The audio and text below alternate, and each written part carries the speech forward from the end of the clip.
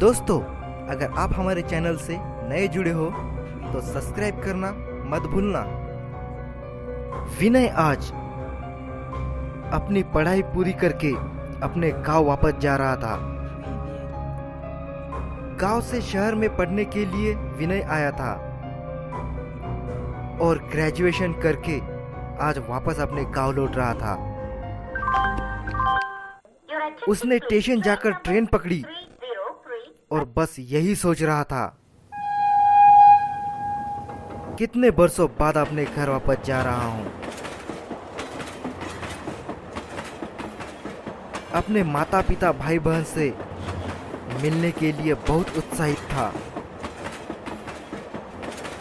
लंबा सफर था, इसलिए विनय ने थोड़ी देर हॉरर कहानियां सुनी। कुछ घंटों के सफर के बाद आखिर विनय अपने गांव पहुंच गया। हरियाणा में एक छोटा सा गांव है, वहीं पर रहता है विनय। गांव में पहुंचते ही विनय को एक जबरदस्त झटका लगा, क्योंकि आज विनय के चाचा जी की मौत हो गई थी।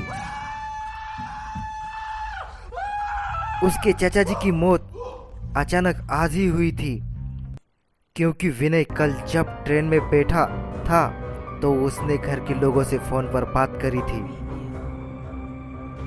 और तब घर में सब ठीक था। सुबह अंबाला स्टेशन पर ट्रेन से उतरा, तभी भी उसने घर में फोन पर बात करी थी, लेकिन किसी ने कुछ नहीं बताया था। क्या पता घर के लोगों ने सोचा हो सफर करके आ रहा है, इस वजह से ना बताया हो कुछ। लेकिन घर आकर सबसे बात करने के बाद पता चला कि अभी आधा घंटा पहले ही उसके चाचा जी की मौत हुई है। विनय हैरान था कि अचानक चाचा जी की मौत कैसे हो गई, क्योंकि उसके चाचा जी की ना तो कोई तबीयत खराब थी और ना ही किसी किस्म की कोई बीमारी थी। बिल्कुल तंदुरुस्त थे उसके चाचा। और हैरानी का कारण एक और था कि बिल्कुल अलग स्थिति में विनय के चाचा जी की मौत हुई थी। विनय के चाचा की आंखें बाहर निकल चुकी थी और जिभ बाहर को लटक रही थी। चेहरा भी देखने में लग रहा था जैसे बिल्कुल लाल पड़ा हुआ हो। थोड़ी देर बाद विनय का परिवार और पूरे गांव के लोग उसके चाचा को स्मशान घाट लेकर गए। अंतिम संस्कार पूरा किया। विनय भी आज दिल्ली से लौटा था और घर पहुंचते ही ऐसी घटना हुई कि उसे भी तुरंत चाचा के पार्थिव शरीर को लेकर स्मशान घाट आना पड़ा था। परिवार के और गांव के लोग जो स्मशान घाट से वापस लौट रहे थे, लौटते हुए यही बातें कर रहे थे, अब ना जाने किसकी जान लेगा वो। 2 साल में अब तक 300 लोगों की मौत हो चुकी है इस गांव में। विनय बस की सीट पर बैठे हुए सब लोगों की बात ध्यान से सुन रहा था। सबकी बात सुनकर विनय तुरंत बोला, कौन और किसकी जान लेगा? पीछे बैठे एक बुजुर्ग आदमी ने विनय को बताना चाहा, लेकिन तभी विनय के पिताजी ने तुरंत उस बुजुर्ग आदमी को मना कर दिया और कहा, कुछ नहीं विनय, कुछ नहीं, तुम बस बैठे रहो। और उस सभी को विनय को कुछ भी बताने से मना कर दिया। विनय बैठे बैठे बस यही सोच रहा था, ऐसा क्या है वहां और यह सब किसकी बात कर रहे हैं और किसने 2 साल के अंदर इस गांव के 300 लोगों की जान ले ली। विनय इसी सोच में था। तभी बस सभी को लेकर गांव पहुंच गई। विनय घर में आकर भी इस बात को अपने दिमाग से निकाल नहीं पा रहा था। आखिर क्या है ऐसा जो इतने लोगों की जान ले चुका है। विनय ने अपने घर में सबसे पूछने की कोशिश की, लेकिन किसी ने भी विनय को कुछ नहीं बताया। लेकिन विनय ने भी सोच लिया था, इसका पता तो मैं लगा कर ही रहूंगा, आखिर क्या है वो।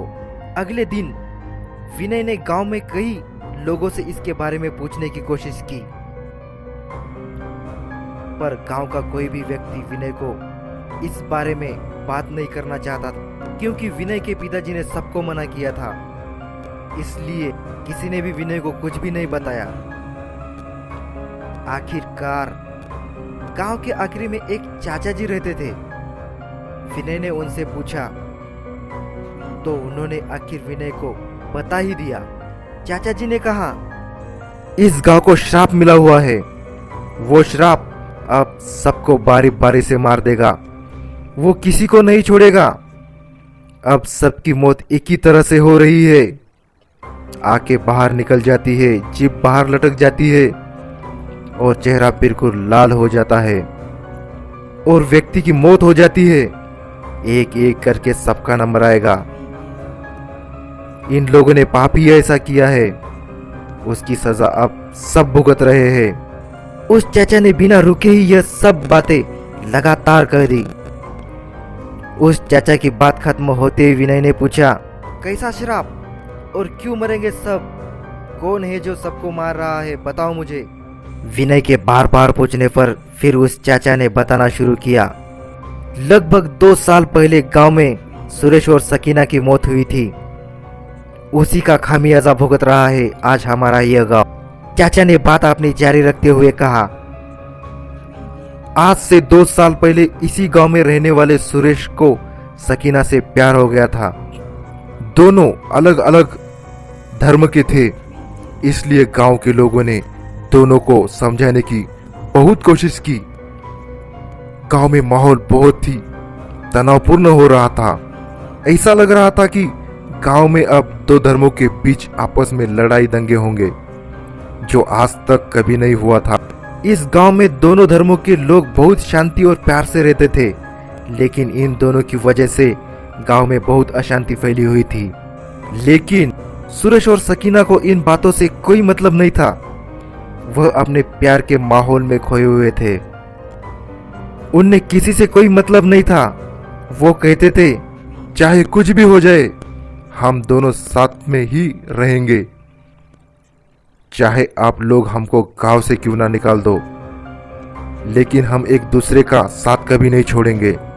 ऐसा लग रहा था कि बहुत गहरा प्यार था दोनों में, लेकिन गांव वालों के दबाव की वजह से सुरेश के घर वालों ने सुरेश को उसके घर से निकाल दिया। उसके बाद सुरेश और सकीना गांव से दूर बाहर रहने लगे। गांव वाले तो मानो इन दोनों की जान के पीछे ही पड़े हुए थे। वो कह रहे थे, ये जहां भी मिल जाएंगे हम उन्हें वही काट देंगे। तभी एक दिन गांव के बाजार में सकीना और सुरेश दोनों एक ढाबे में बैठकर समोसे खा रहे थे। होनी को शायद कुछ और ही मंजूर था, क्योंकि इनके प्यार के दुश्मन हर जगह मौजूद थे। तभी गांव के एक आदमी ने उन्हें देखा और गांव में फोन करके सबको बता दिया। ऐसा लग रहा था जैसे इनकी जान के कितने पैसे थे। सब फोन करते ही तुरंत बाजार में पहुंच गए। उन लोगों ने तुरंत दोनों को वही दबोच लिया। कुछ लोग शकीना को घसीटते हुए ले गए और कुछ लोग सुरेश को मारते पीटते घसीटते हुए ले जा रहे थे। वो सभी लोग इन दोनों को घसीटते हुए खेतों की तरफ लेकर गए। वो सब लोग इन दोनों को ऐसे पीट रहे थे जैसे इनकी जान लिए बिना नहीं मानेंगे। उन दोनों को सब गांव के लोगों ने मार मार कर अधमरा कर दिया था। खेतों में कोई डीजल का भरा हुआ कैन लेकर आया। उन दरिंदों ने सकीना और सुरेश को एक साथ लिटाकर दोनों के ऊपर डीजल डाल दिया। उन दरिंदों ने उन दोनों को आग लगा दी। सुरेश ने मरते मरते कहा, हम दोनों का श्राप है और मैं इस गांव में किसी को भी नहीं छोड़ूंगा और मैं सबको मार दूंगा। उसके 2 महीने बाद से ही गांव में मौत का तांडव शुरू हो गया। इन दोनों ने अब तक जिसकी भी जान ली, एक ही तरह से ली है। विनय ने उस चाचा की बात सुन तो ली, लेकिन इन चीजों पर उसका ज्यादा कोई विश्वास नहीं था। पढ़ा लिखा था, विनय ऐसी किसी भी चीजों को नहीं मानता था। इसलिए उसने ठान लिया, पता लगा कर रहेगा कौन है जो सुरेश और सकीना की नाम पर इन कारनामों को अंजाम दे रहा है। इसके आगे की कहानी अगले एपिसोड में। ये कहानी आपको कैसी लगी हमें कमेंट करके जरूर बताएं। और हाँ, सब्सक्राइब करना ना भूलें